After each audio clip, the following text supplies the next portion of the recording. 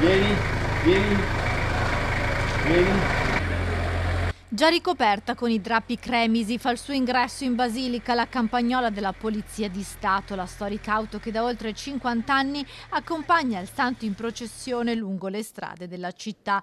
Come ogni anno la vigilia della festa di Sant'Antonio è caratterizzata dall'arrivo della campagnola in Basilica.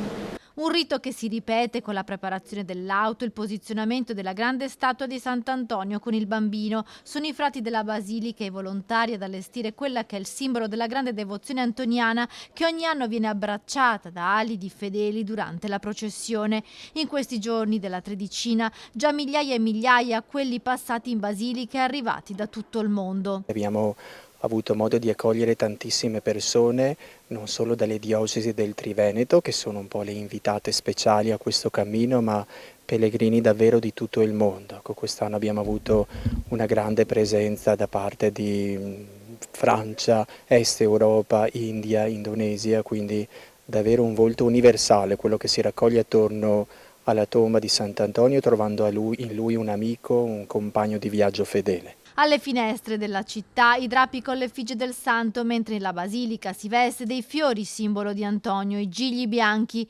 Una festa che potremo vivere in diretta dall'alba sino al tramonto, dall'apertura del portone della basilica alle 5:30 del mattino sino alle 22:30, quando i frati saluteranno i fedeli su Rete Venete, Antena 3 Lombardia, emittenti del gruppo Media Nord-Est. Vi racconteremo la devozione verso Sant'Antonio, le attività dei frati della Basilica del Santo e dopo la solenne celebrazione del 17 proprio la grande processione lungo le vie della città di Padova. Sant'Antonio che attira a sé sotto il suo sguardo persone di ogni provenienza, di ogni classe in grado di parlare, di accogliere, di ascoltare tutti.